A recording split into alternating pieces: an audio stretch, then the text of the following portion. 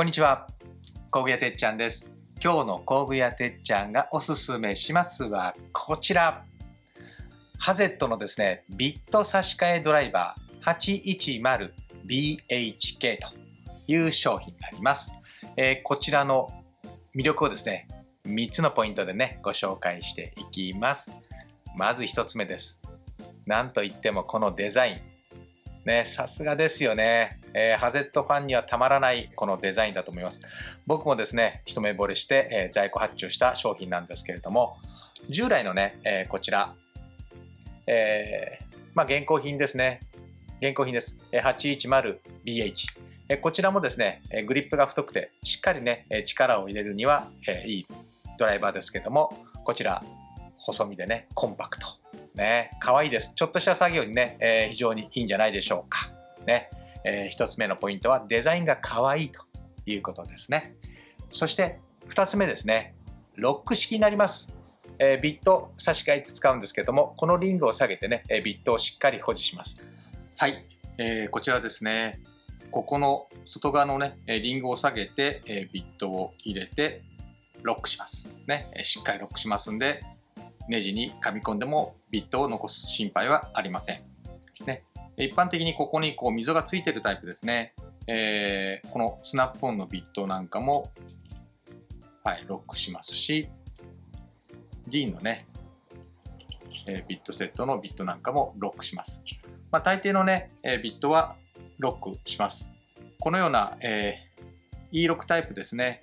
このようなタイプも、はい、ロックします。はい。このようなタイプはちょっとね、はい、ロックのところまで届きませんので、このような C6 タイプ、E6 タイプですね、こちらでしたらロックがします。多少ですね、ビットによってこのようなガタつきは出るかもしれませんのでね、それはちょっとね、相性があるかもしれませんね。はい、ポイント2つ目、ビットをしっかりロックするということです。はい、それとポイント3つ目ですね。マグネットがちょっと弱いということです。ビットロック式になります。ね、ロック式です。でも、この奥にね、マグネットがちょっとついてるんですね。マグネット。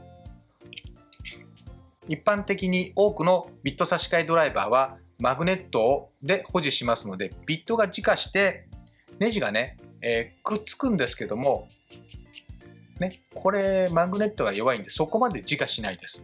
それがいい悪いいろいろとあるかと思います。マグネットが強いと今度このビットが自家してしまって外した状態でもね、磁力が残ったまんまになってしまって鉄粉がついたりとかね、そういうことで嫌がる方もいらっしゃるかと思います。そんな方のためにビット差し替えだけどマグネットが弱いんでビットはねほぼ自家しません。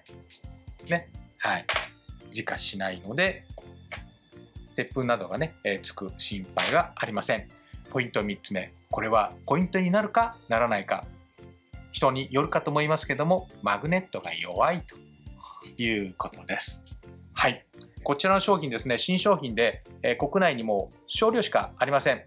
注文はお受けできますんで、ないときは、納期がちょっとかかりますけどね、スタッフにお申し付けいただければお取り寄せいたします。はい。ということで、今日の工具屋てっちゃんがおすすめしますは、デザインがとっても可愛いハゼットのビット差し替えドライバーでした。